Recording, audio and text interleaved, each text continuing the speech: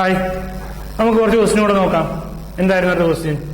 Abdul buys an old scooter for rupees 22,500 and spend rupees 7,500 on its repairs. If he sells the scooter for rupees 32,400, his gain percentage is.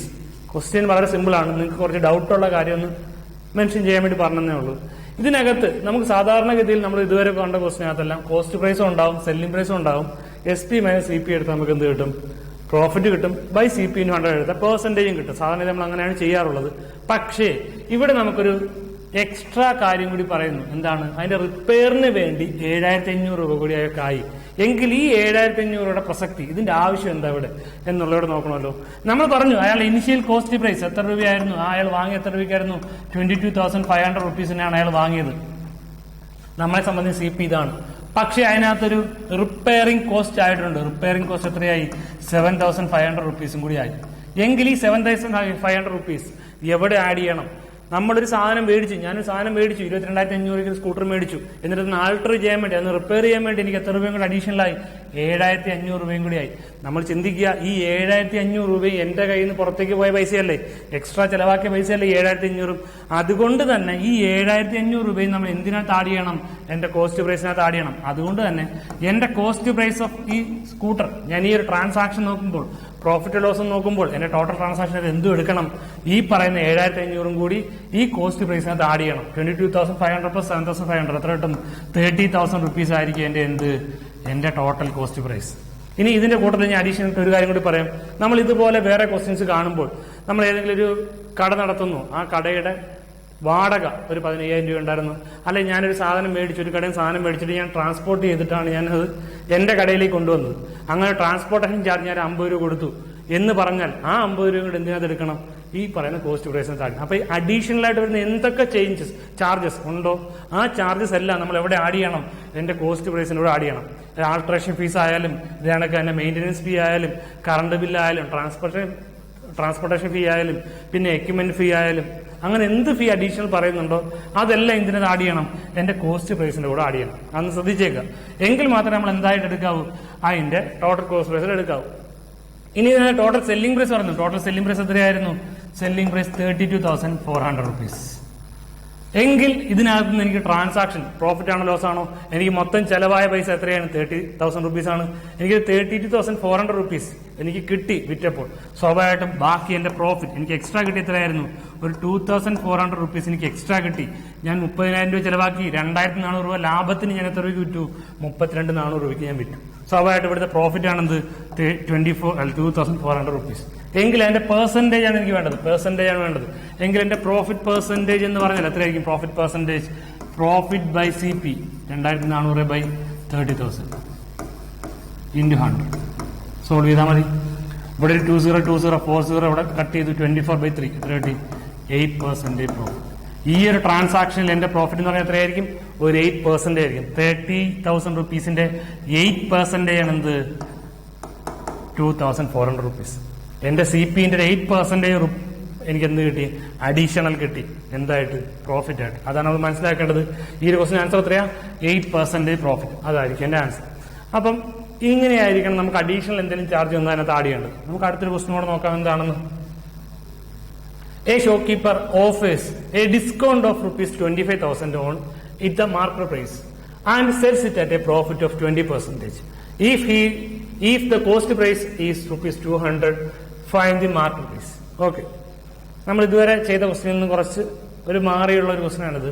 കാരണം ഇതുവരെ നമുക്ക് discount എന്ന് പറഞ്ഞൊരു ടേമോ market price എന്ന് പറഞ്ഞൊരു ടേമോ ഇതുവരെയുള്ള ക്വസ്റ്റ്യനിൽ നിന്ന് നമ്മൾ കണ്ടിട്ടുണ്ടായിരുന്നില്ല. എങ്കിൽ അങ്ങനെയുള്ള കാര്യങ്ങൾ കൂടി തന്നു കഴിഞ്ഞാൽ എങ്ങനെയായിരിക്കണം ക്വസ്റ്റ്യൻ ചെയ്യേണ്ടതെന്ന് നോക്കാം. എന്താണ് ഈ മാർക്കറ്റ് പ്രൈസും സെല്ലിംഗ് പ്രൈസും തമ്മിലുള്ള വ്യത്യാസം അല്ലെങ്കിൽ ബന്ധം എന്താ? എന്താണ് ഈ മാർക്കറ്റ് പ്രൈസും സെല്ലിംഗ് പ്രൈസും തമ്മിലുള്ള ബന്ധം? നിങ്ങൾക്ക് മനസ്സിലാകാൻ വേണ്ടി ഞാൻ ഇൻട്രൊഡക്ഷൻ ക്ലാസ്സിൽ പറഞ്ഞിരുന്നു. എങ്കിലും ഒന്നും കൂടി ഞാൻ പറയാം. അതായത് ഞാനൊരു തുണിക്കടയിൽ പോയി. ആ തുണിക്കടയിൽ ഇങ്ങനെ സ്റ്റാൻഡിൽ കുറെ തുണികൾ വെച്ചിട്ടുണ്ട്, ഷർട്ടുകൾ ഇങ്ങനെ കുറെ വെച്ചിട്ടുണ്ട്. അതിനകത്തെല്ലാം ഒരു ടാഗ് ഉണ്ടാവും. ടാഗിനകത്തൊരു MRP ഉണ്ടാവും. ഒരു 1000 രൂപ. നിങ്ങൾക്ക് മനസ്സിലാകാൻ വേണ്ടി 1000 രൂപ MRP 1000 രൂപ ഉണ്ടാവും. ഇതിനകത്ത് പ്രത്യേകിച്ച് ഡിസ്കൗണ്ട് ഒന്നും ഇല്ല എങ്കിൽ ഇതിന്റെ MRP തന്നെയായിരിക്കും ഇതിന്റെ എന്ത്? Selling price. അതായത് നമ്മൾ ചില സാധനങ്ങളൊക്കെ കടയിൽ പോയി മേടിച്ചാൽ എന്താണോ അതിനകത്ത് എഴുതിയിരിക്കുന്ന MRP അവർ അത് തന്നെ സ്കാൻ ചെയ്ത് അതേ രൂപ നമുക്ക് എടുക്കുകയും ചെയ്യും. എന്ന് വെച്ചാൽ അതിന്റെ മാർക്കറ്റ് പ്രൈസ് എന്താണോ അത് തന്നെയാണ് അതിന്റെ എന്ത് സെല്ലിംഗ് പ്രൈസ്. എപ്പോൾ ഡിസ്കൗണ്ട് ഒന്നും കൊടുത്തില്ലെങ്കിൽ. ഇനി വേറെ കണ്ടീഷൻ പറയാണ്, എന്തോ ദീപാവലി ഓഫർ അല്ലെങ്കിൽ എന്തെങ്കിലും ഒരു ഓഫർ പറഞ്ഞേക്കണം ആ കടയിൽ നിന്ന് എന്ത് സാധനം പർച്ചേസ് ചെയ്താലും 10% ഓഫർ ഉണ്ട് എന്ന് പറഞ്ഞാൽ നമുക്ക്, അല്ലെങ്കിൽ ചില മാളുകളിലൊക്കെ പോയി കഴിഞ്ഞാൽ ഓരോ പ്രത്യേക സെക്ഷനകത്ത് 20% ഓഫ്, 10% ഓഫ്, ബൈ 1 get 1 എന്നൊക്കെ പറഞ്ഞ് കുറെ കാര്യമുണ്ടാവും. അപ്പൊ അതേ കാര്യങ്ങൾ നമുക്ക് ഇതിനെ ക്വസ്റ്റ്യൻ വന്നു കഴിഞ്ഞാൽ ഒരു ഇതേ കണക്ക് ഈ 1000 rupees ഉള്ളതിനകത്ത് ഒരു 20% ഡിസ്കൗണ്ട് എന്ന് പറഞ്ഞൊരു ബോർഡ് ഉണ്ടായിരുന്നു. ആ ഒരു സെക്ഷനിലെ ഷർട്ട് ഏതെടുത്താലും MRP 1000 rupees ആണ്, പക്ഷെ അതിനെല്ലാവരും 20% ഡിസ്കൗണ്ട് ഉണ്ട് എന്ന് പറഞ്ഞു. ഞാൻ കഴിഞ്ഞ ക്ലാസ്സിൽ പറഞ്ഞതാണ്. എങ്കിൽ ഈ 20% ഡിസ്കൗണ്ട് എവിടെയാണ് കുറയ്ക്കേണ്ടത്? 20% ഈ MRPയിലാണ് കുറയ്ക്കേണ്ടത്. അതായത് MRPയുടെ 20% ഡിസ്കൗണ്ട് ആണ്. എങ്കിൽ അതിന്റെ എത്ര പെർസെന്റ് കൊടുത്താൽ മതി? എന്റെ സെല്ലിംഗ് പെർസെന്റേജ് എത്രയായിരിക്കും? MRP മൈനസ് ഡിസ്കൗണ്ട് പെർസെന്റേജ് എത്രയാ? 1000ന്റെ 20% കൊടുക്കണ്ട. എങ്കിൽ ബാക്കി എത്ര കൊടുത്താൽ മതി? 1000ന്റെ 80% ആയിരിക്കും എന്ത് സെല്ലിംഗ് പ്രൈസ്. അപ്പൊ എത്ര കിട്ടും? 800 rupees കിട്ടും. എങ്കിൽ ഈ 800 rupees ആയിരിക്കും എന്ത് ഇവിടുത്തെ സെല്ലിംഗ് പ്രൈസ്. അപ്പൊ നോക്കിയേ, ഈ പറയുന്ന ഷർട്ടിന് MRP 1000 ആണെങ്കിലും സെല്ലിംഗ് പ്രൈസ് എത്രയാണ്? 800 rupees ആണ്. ഇവിടെ നമുക്ക് എന്ത് പറ്റി? MRPയും സെല്ലിംഗ് പ്രൈസും ഡിഫറെന്റ് ആയി അല്ലേ? ഇവിടെ MRP 1000 ആയിരുന്നു, സെല്ലിംഗ് പ്രൈസ് എത്രയായിരുന്നു? 800 ആണ്. അപ്പം എപ്പോഴെങ്കിലും ഡിസ്കൗണ്ട് ഉണ്ടെങ്കിൽ ആ കേസിൽ MRPയും സെല്ലിംഗ് പ്രൈസും എന്തായിരിക്കും? ഡിഫറെന്റ് ആയിരിക്കും. അങ്ങനെ ഒരു കാര്യം ഓർത്ത് വെച്ചേക്കാം. അപ്പൊ ഈ ഒരു ക്വസ്റ്റ്യൻ എന്ത് പറയുന്നുണ്ട്? ഡിസ്കൗണ്ടിന്റെ കാര്യം പറയുന്നുണ്ട്. അതുകൊണ്ട് തന്നെയാണ് ഇവിടെ സെല്ലിംഗ് പ്രൈസ് എന്ന് പറഞ്ഞ ടേമിന് പകരം നമുക്ക് എന്തും കൂടി തന്നേക്കുന്നത്? മാർക്കറ്റ് പ്രൈസ് എന്ന് പറഞ്ഞ ടേമും കൂടി തന്നേക്കുന്നത്. നമ്മൾ കണ്ടുപിടിക്കേണ്ടത് എന്താണ്? ഈ പറഞ്ഞ മാർക്കറ്റ് പ്രൈസ് ആണ്.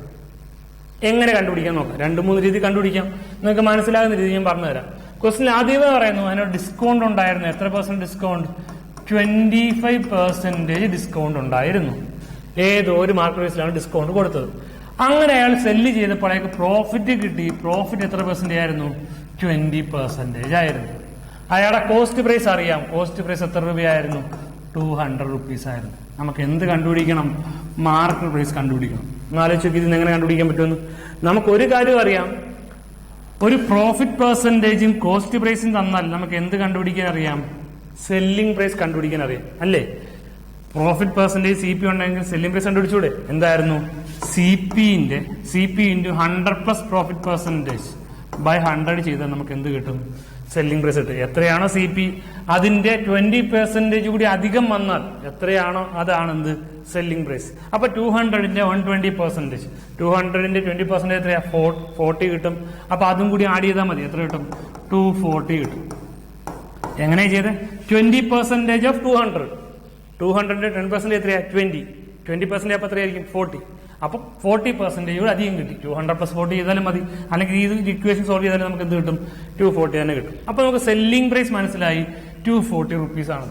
നമുക്ക് വേറൊരു കാര്യം കൂടി അറിയാം. ഇവിടുത്തെ ഡിസ്കൗണ്ട് എത്രയായിരുന്നു? 25% ആയിരുന്നു. എന്ന് വെച്ചാൽ ഏതോ ഒരു മാർക്കറ്റ് പ്രൈസിൽ നിന്നും അതിന്റെ 75% വിറ്റപ്പോഴാണ് നമുക്ക് എന്ത് കിട്ടേണ്ടത്? സെല്ലിംഗ് പ്രൈസ് കിട്ടേണ്ടത്. സെല്ലിംഗ് പ്രൈസ് ഇവിടെ എത്രയായിരുന്നു? 240 ആയിരുന്നു. ഈ ഇക്വേഷൻ ഓർത്ത് വെച്ച് എന്തായിരുന്നു? എപ്പോഴും നമ്മൾ ഡിസ്കൗണ്ട് പറഞ്ഞ എവിടെയാണ്? മാർക്കറ്റ് പ്രൈസിലാണ്. അപ്പൊ മാർക്കറ്റ് പ്രൈസിന് 25% കിഴിവ് ഡിസ്കൗണ്ട് കൊടുത്തു. ബാക്കി എത്ര പെർസെന്റേജ് ഉണ്ടാവും? ബാക്കി 75% ഉണ്ടാവും.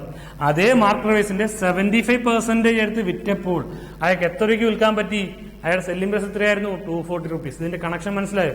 നമുക്ക് CP വെച്ചിട്ടും പ്രോഫിറ്റ് പെർസെന്റേജ് വെച്ചിട്ടും സെല്ലിംഗ് പ്രൈസ് കിട്ടും.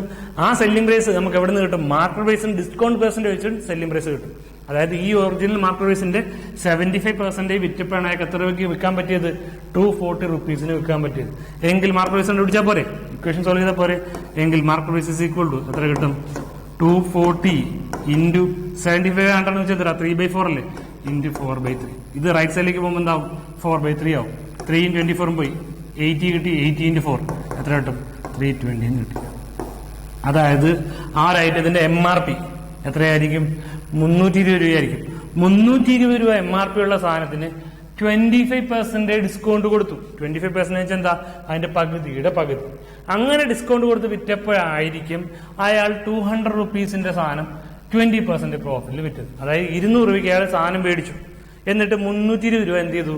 MRP വിലയിട്ടു. 200 രൂപയുടെ സാധനത്തിന് 320 രൂപ വിലയിട്ടു. എന്നിട്ട് അയാൾ എന്ത് ചെയ്തു? 20% ലാഭത്തിന് വിറ്റു.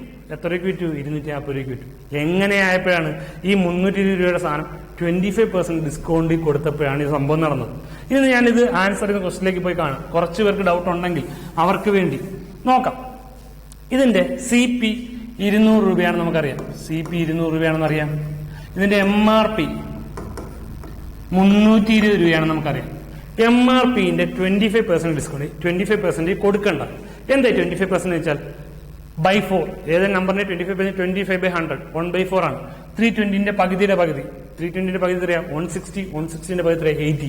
അപ്പൊ ഇതിനകത്ത് 80 റുപ്പീസ് കുറച്ചാൽ നമുക്ക് എന്ത് കിട്ടും? സെല്ലിംഗ് പ്രൈസ് കിട്ടും. കാരണം 80 ആണ് എന്ത് ഇവിടുത്തെ ഡിസ്കൗണ്ട്. 25% ഓഫ് 320 ആണ് നമുക്ക് എന്ത് കിട്ടുന്നത്? 80. അത്രയും കിഴിവാണ്, ഓഫറാണ്. ബാക്കി എത്ര ഉണ്ടാവും? 240 അല്ലേ? 240 റുപ്പീസ് കിട്ടും. അപ്പൊ സെല്ലിംഗ് പ്രൈസ് നമുക്ക് എത്ര കിട്ടി? 240. ആ 240 അല്ലേ ഈ 240 നോക്കി. അതായത് MRPയിൽ നിന്നും ഡിസ്കൗണ്ട് കുറച്ച് നമുക്ക് എന്ത് കിട്ടും? സെല്ലിംഗ് പ്രൈസ് കിട്ടും. നിങ്ങൾക്ക് തറവാകാൻ വേണ്ടി ഡീറ്റെയിൽ ആയിട്ട് പറയുന്നത്. ഇനി അതേ കാര്യം തന്നെ നമുക്ക് കോസ്റ്റ് പ്രൈസ് 200 റുപ്പീസ് ഉണ്ടായിരുന്നു. അതിന്റെ 20% 220% എടുത്താലും നമുക്ക് എന്തിനു കിട്ടും? സെല്ലിംഗ് പ്രൈസ് 240 റുപ്പീസ് തന്നെ കിട്ടും. നമ്മൾ ഈ സെയിം സാധനം തന്നെയല്ലേ വിൽക്കുന്നത്. അതുകൊണ്ട് തന്നെ രണ്ട് കേസിലും നമുക്ക് എന്തിനു കിട്ടണം? സെല്ലിംഗ് പ്രൈസ് സെയിം ആയിട്ട് തന്നെ കിട്ടണം. കാരണം രണ്ടും വിറ്റുന്ന അതേ സെയിം കാര്യം തന്നെയല്ലേ. അപ്പൊ ഈ രണ്ട് ചെക്ക് ചെയ്ത് നോക്കിയാൽ നമുക്കറിയാം നമ്മൾ ചെയ്ത് ശരിയാണോ എന്നുള്ള കാര്യം. ഈ ഒരു കൺസെപ്റ്റ് അനുസരിച്ചൊക്കെ വളരെ ഇമ്പോർട്ടന്റ് ആയിട്ടുള്ള ക്വസ്റ്റ്യൻ ആണ്. ഈ ഒരു കാര്യം നിങ്ങൾക്ക് മനസ്സിലായി തന്നെ ഏകദേശം ഇതുപോലത്തെ ക്വസ്റ്റ്യൻ എല്ലാം നമുക്ക് മനസ്സിലായി എന്ന് വിചാരിക്കും. ഇതിനേക്കാൾ കുറച്ചും കൂടി ആപ്ലിക്കേഷൻ ഉള്ള ക്വസ്റ്റ്യൻ ഉണ്ട്. അടുത്ത ക്വസ്റ്റ്യൻ നമുക്ക് നോക്കാം എന്താണ്.